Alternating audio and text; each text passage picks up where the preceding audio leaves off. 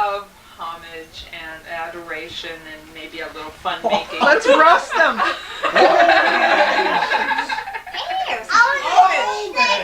A bit of homage. We just have a few people that would like to. Mom, on the birthday cake. Come on, cut to the chase, Mom. Maybe later, darling. I'm going to start by setting the tone with my, I have a little limerick type rhyme. And Erick helped me with this at the computer. He helped me figure out some of the rhyming words. So it's going to be quite interesting. Yes, Erick helped me. And the theme of what all of us, I mean, Flo is Hey.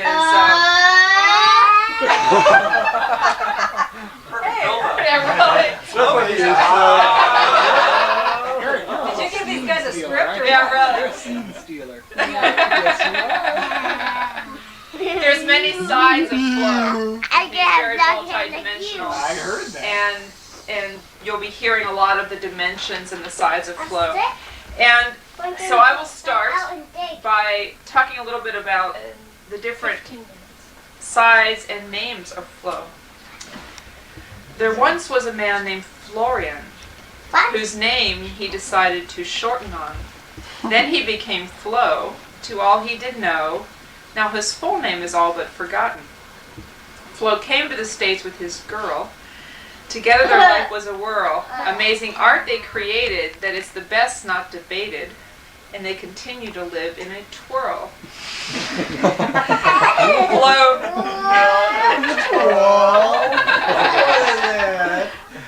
Flo makes music instead of rest. He plays sax and keyboards with zest. With Steve he does play all night into day. Together their music is the best. Flo and Astrid live in a tower which is surrounded by colorful flowers. It's very difficult to do these with all the side effects. Okay, let me start again. Flo and Astrid live in a tower which is surrounded by colorful flowers. It's filled often with friends and parties that don't end, and that creates a wonderful power. Flo spends many days with. Flo spends. Erick, this is the one about you. So Mommy, sweetie, look what she's doing. Flo spends many days with Erick boy, and plays with all his games and toys. He dubbed him Floey, and loves him, you know-y. Into our lives he brings such a joy. That's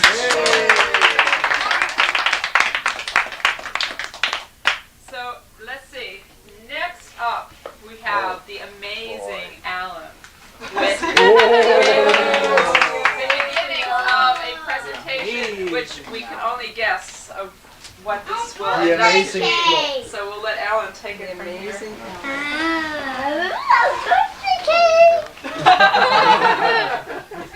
Forget the entertainment.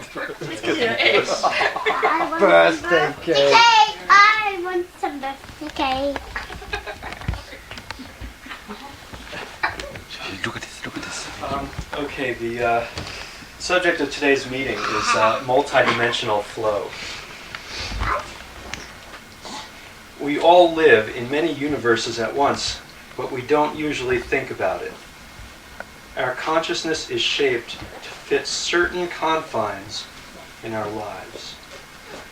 We are narrowed down by the precision of language, terrified by learning how to cross the street safely, easily placated by the contents of a sharper image catalog. To be aware of all the overlays. Hey guys. All the overlays, universe upon universe, would be not unlike walking into a cubist painting while Ornette Coleman and John McLaughlin played a Philip Glass arrangement. Many people would be hospitalized after such an experience. This is why schizophrenics are marginalized and drugs are outlawed. But there are individuals in the world who either through birth or training have the ability to stretch beyond those confines and move about at will.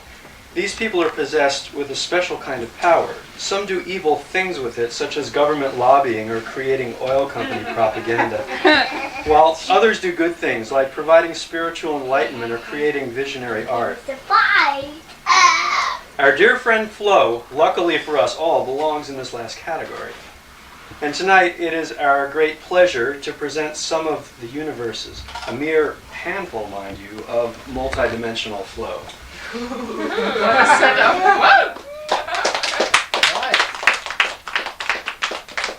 hasn't shown him yet. What's he getting applause? Clearly, intro the crowd is It's with him. The crowd's with him. Maybe the tape might not be such a bad idea. Boy, they like my It's painting done, already. Oh.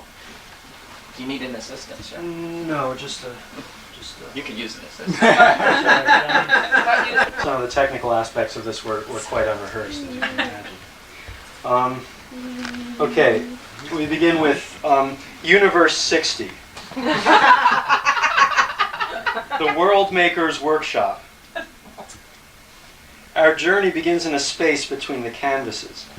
Dazzled by the blinding white light of inspiration, Flo pauses to consider his next leap of fancy.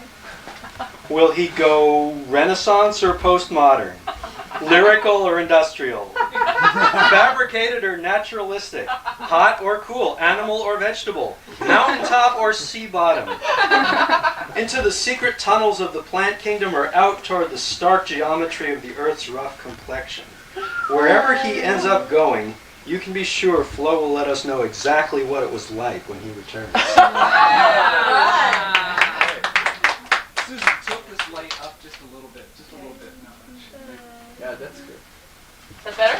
Yeah, and then if you can move your body, then everything will be perfect. There, that's it. Much better lighting. Steve's a lighting expert, among other Am things. I like Moving blind and body. missing?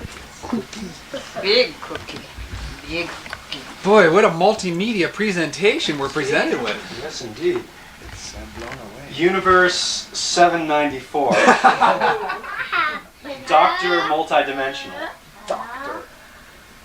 Look, says Flo, it's really easy, but I'll explain it to you one more time. And then you can do the math yourself. There's the old Zen mind trick of one being all, the binary state of yes-no that your computer likes so much, the 3 growing outside my window, the 4 doors with child-proof locks, 5 fingers to each hand, the 6-foot clearance 7 days a week, 8 notes to a scale, 999, and 10 fingernails across the blackboard. It's not that Flo doesn't explain himself clearly, it's just that his frame of reference is rather large. And one doesn't always see the edges. Great. Well said.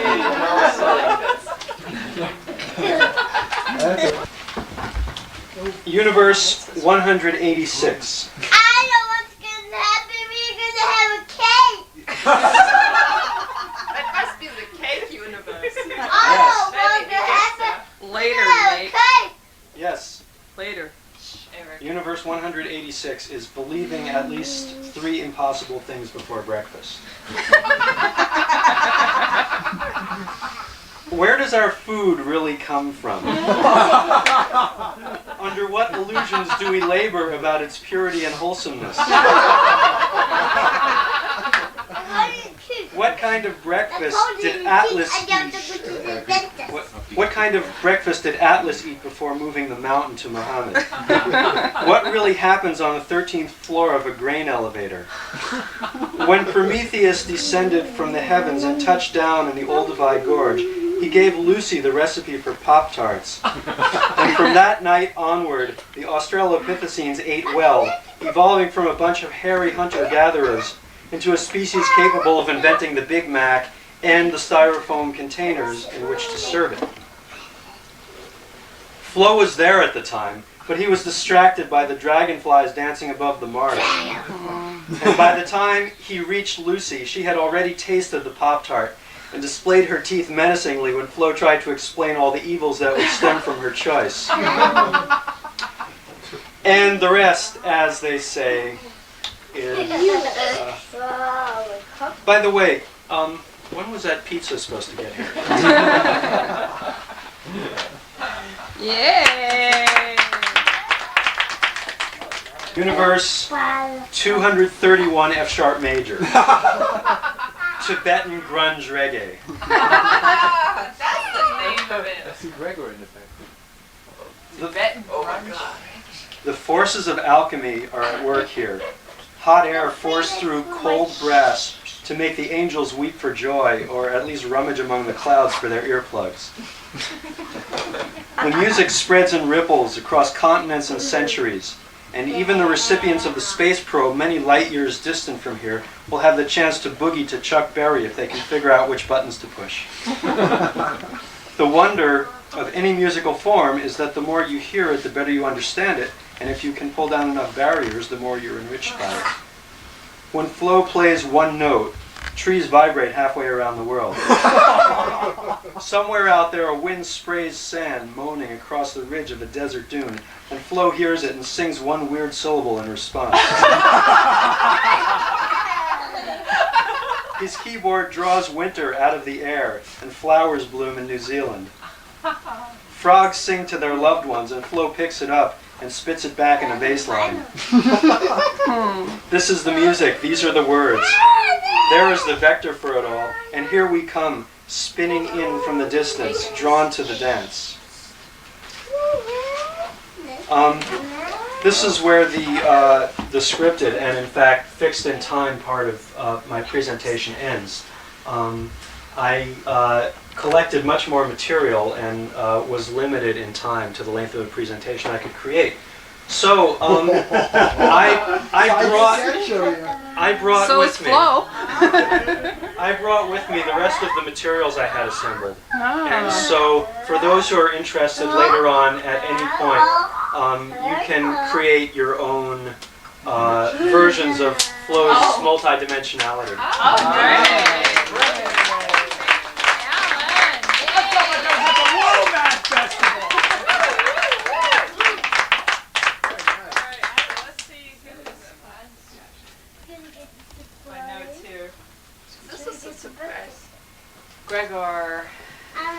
Gregor is going to next. You have a presentation of some sort? Of some sort. I don't have it written down here, so I forget what it is you're doing. But you're doing something.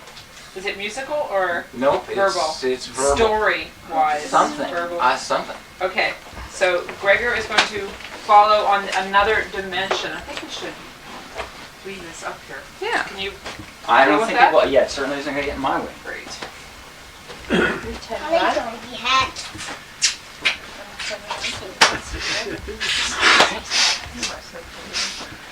to get away. Try to get away. Look, I'm just a regular guy, you know? I just like to go to baseball games and, you know, I like football, you know, Monday Night Football. I'm just regular, you know, I just work my job. And, you know, the damnedest thing happened the other morning. You wouldn't believe it.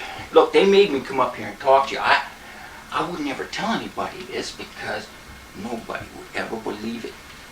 But they said, come on, stand up and just tell the people what you experienced. All right, so here I am.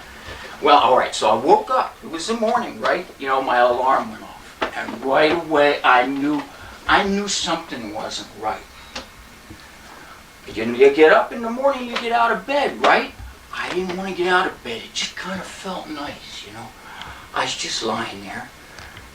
And, you know, I realized that the sounds in the street and the light in the room and the way I felt, everything was a little different. I can't tell you what it was just different. So I'm lying there and everything kind of got misty, almost like you could see through stuff. And then I looked over by the bookshelf and there's this guy sitting there in my room. I don't know how he got in. I never woke up. I never heard nothing. And I'm lying there, and he's sitting right with his back against the bookshelf. And he's this lanky kind of a guy, he didn't have a lot of hair on the top of his head, and he had shades on, you know? I mean, I had my window shades were down, that was kind of dark in the room, really. But he's got shades on, and he's just sitting there, kind of looking down, sort of. You know, so I said, who the hell are you? I mean, this guy's in my room, right? You know, I could at least ask who he is. And he says, you know what you're experiencing is interdimensional leakage. I said, what? He says, what you're experiencing is interdimensional leakage. Well, man, I don't know what that is. You know, I don't think about stuff like that. I mean, do you think about interdimensional leakage? No. That's what I'm saying. You know, that's not nothing I ever thought about. You know, all right, so I'm lying there, right? And I said, well, maybe he's dangerous. You know, I don't want to say anything to get him mad. You know, he might be a dangerous guy. So I said, yeah, interdimensional leakage. I said, who are you? He said, I'm the voice of the multidimensional Flo. I said, what's with this guy? A multidimensional Flo. He's telling me. So I looked at him. I looked at him, you know. And he seemed almost like there was a light kind of coming out of him. Now, I told you it was a weird morning, you know. I don't normally see light coming out of people. But it seemed like there was a light coming out of him. And it really, you know, it kind of made me feel good. So I got up, you know, I said, excuse me, I'm going to go to the bathroom. You know, when I did, you know, and I came out and he was still there. Only there was this painting in my room that wasn't there before. Now you explain it to me. You know, you explain it to me. I looked and there's this big painting and there's these funny shaped things. They were kind of shaped like this. Like this. You know, they looked like they grew and there was this landscape. It was really beautiful. Beautiful. I mean, it was, you know, beautiful painting. Blue sky with these clouds and these funny things, you know. And he just pointed at the painting. This lanky guy just sitting on my floor. And he pointed at the painting. And I looked. And I realized that I could walk into that painting if I wanted to. At that moment, I knew it. I know, you call me crazy. I know you call me crazy. But I'm telling you the truth. And I just walked toward the painting. And I just kept my eyes right on these things, these funny shaped things. And I walked. And I reached my hand out to touch the painting. And it wasn't there. There wasn't a painting. It was real. And I just walked right through it. And I went into that world, in that painting. And in that world, I could do anything I wanted. It was a different place. And I realized I could see myself in a different way. And I could see the world in a different way when I was in there. Well, I won't tell you everything that happened when I never thought I'd come back. I never thought I'd be able to talk to anybody again. Because I thought I'd stay in that world. But he told me he was the voice of multi-dimensional Flo, and I think I flowed into another multi-dimension or something. And it was so beautiful. I just want to tell you people that. It was so beautiful to be in that world. And I don't know what that guy had to do with that painting. But he got my room, and the painting got my room, and I'm telling you, I walked into that painting, and it changed me somehow. I just feel like I'm better because I could go through into that painting and be in there. That's all I wanted to say to you people. I mean, that's all I'm going to say.